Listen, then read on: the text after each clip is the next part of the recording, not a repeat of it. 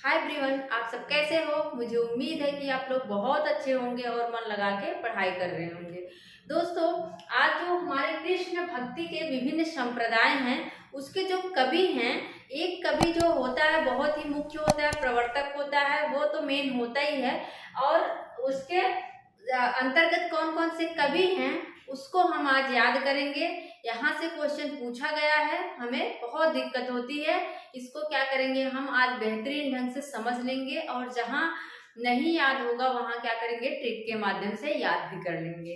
देखते हैं कृष्ण संप्रदाय के कौन कौन से संप्रदाय हैं। कृष्ण भक्ति के कौन कौन से संप्रदाय हैं। निम्बार्क संप्रदाय, राधा वल्लभ संप्रदाय, सखी संप्रदाय, चैतन्य या गौड़ीय संप्रदाय।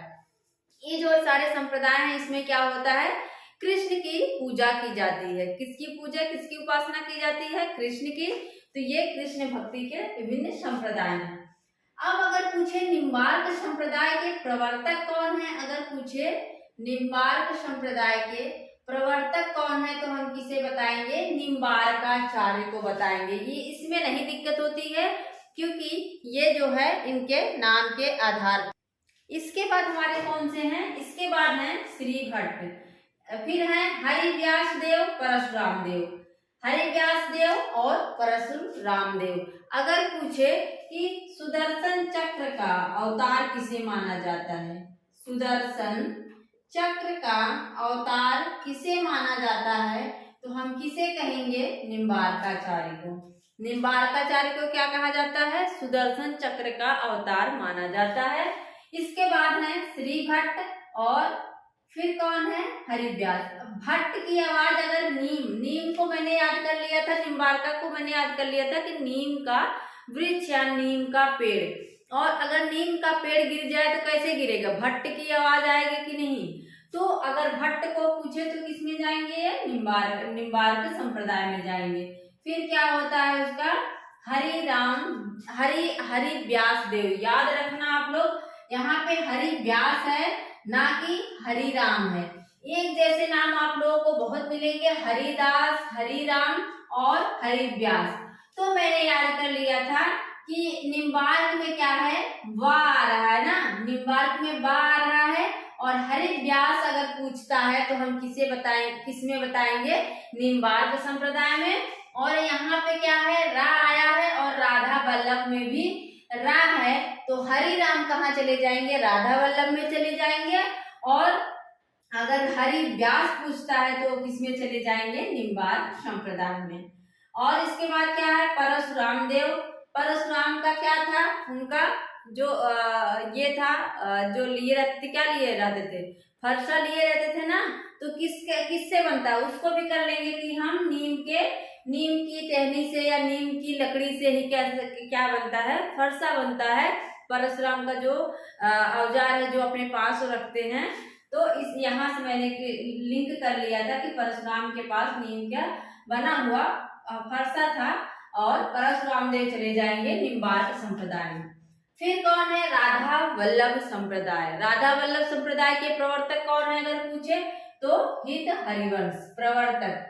हमें कहाँ दिक्कत होती है, हमें दिक्कत होती है सखी संप्रदाय के प्रवर्तक में और हित हरिवंश, क्योंकि ये हरिदास लगभग हरिवंश इसमें भी है, तो बहुत दिक्कत आती है। इसको याद कर लेना आप लोग, हित कौन चाहता है, हित कौन चाहता है। आप अगर प्री प्रवास पढ़ेंगे उसमें क्या है, जब कृष्ण चले जाते हैं मथुरा तो उसमें राधा को क्या दिखाया गया है, लोक रक्षक के, मतलब सबका रक्षक बताया गया कि वो सबके बारे में सोचती हैं और कृष्ण को जाने की इजाजत दे देती हैं।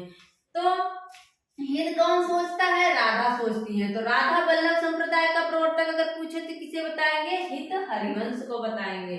इसके बाद हित हरिवंश दामोदर व्यास, हरिराम व्यास, चतुर्भुज दास, ध्रुवदास और नेह नागरी दास। याद रखना, अगर नागरी दास पूछे तो नागरी दास किसमें चले जाएंगे, सखी संप्रदाय में। लेकिन नेह जैसा अगर शब्द दिखे तो आप लोग क्या करेंगे, उसको राधा वल्लभ संप्रदाय में मानेंगे। इसको इस तरह से मैंने याद कर लिया था कि हमें नेह किससे है, लगाव किससे है, राधे से है ना, कहते हैं राधे राधे कृष्णा। तो नेह हमें लगाओ, नेह किससे है? राधा से है। तो नेह नागरी दास कहाँ चले जाएंगे?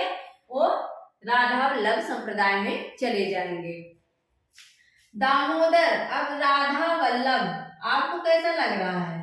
राधा है, राधा भी है और वल्लभ, ये कैसा दमदार शब्द लग रहा है ना, तो दामोदर चले जाएंगे इसमें, राधा वल्लभ संप्रदाय में। इसके बाद मैंने बता दिया था हरिराम व्यास, ये भी रा से आ की मात्रा है इसमें और रा में भी आ की मात्रा है, तो हरिराम व्यास चले जाएंगे, हरिराम चले जाएंगे राधा वल्लभ में और व्यास चले जाएंगे वल्लभ संप्रदाय में, निम्बाड़ संप्रदाय में। इसके बाद क्या है?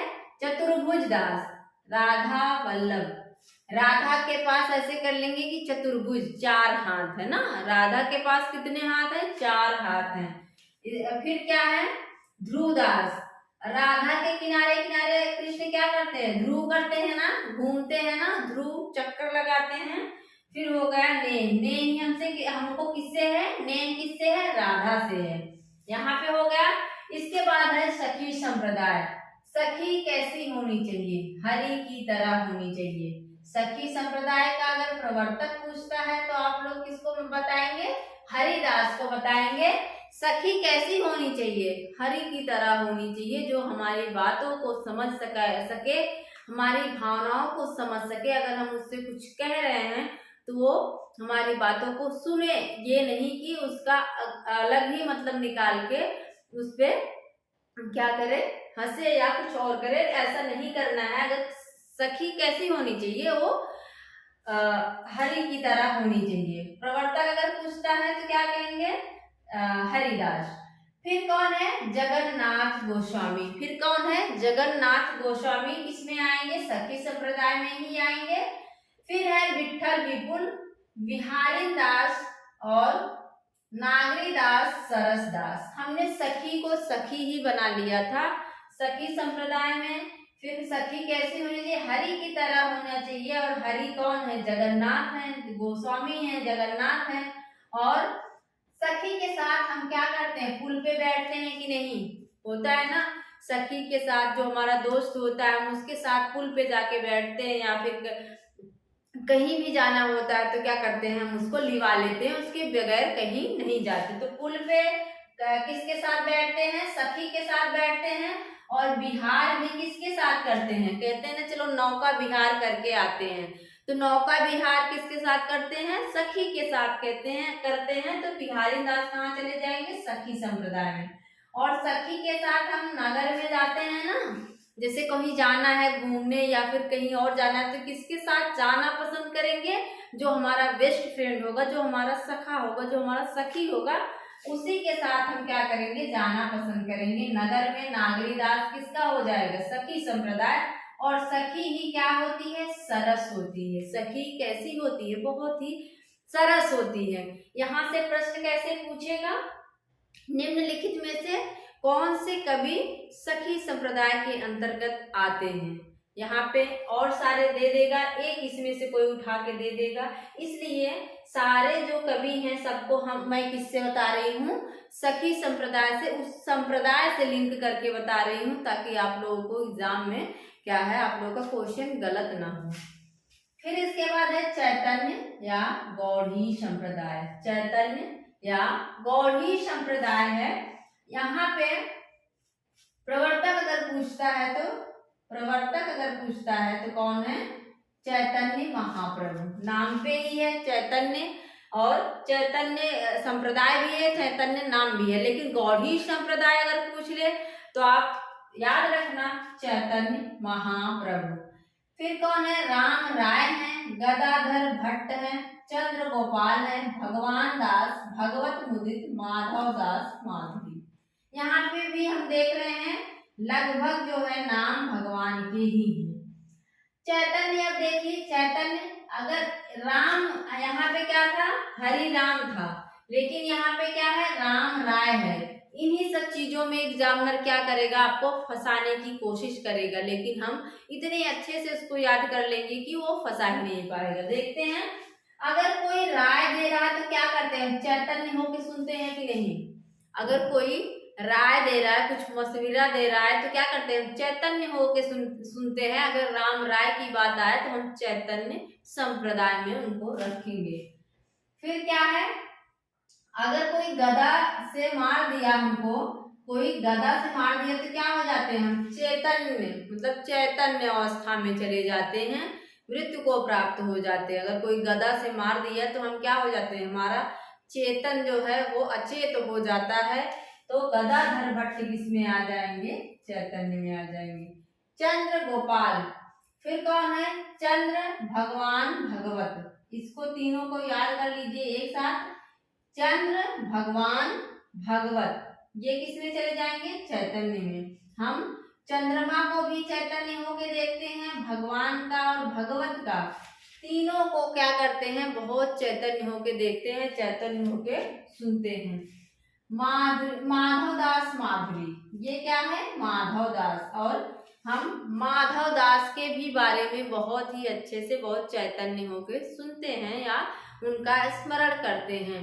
मुझे लगता है आप लोगों को याद हो गया होगा, कोई दिक्कत नहीं होनी चाहिए। ये सारे संप्रदाय आप लोग याद रख लेना।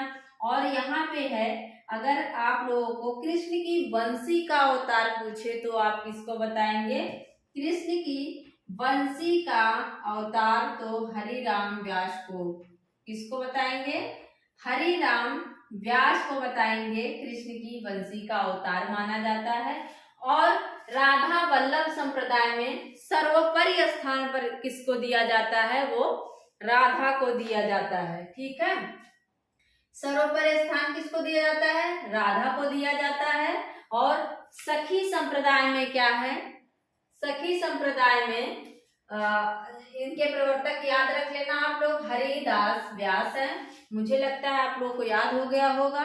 अब मैं अपना वीडियो यहीं पे समाप्त करती हूँ और नेक्स्ट वीडियो देखने के लिए मेरे साथ बने रहिए। थैंक यू, धन्यवाद।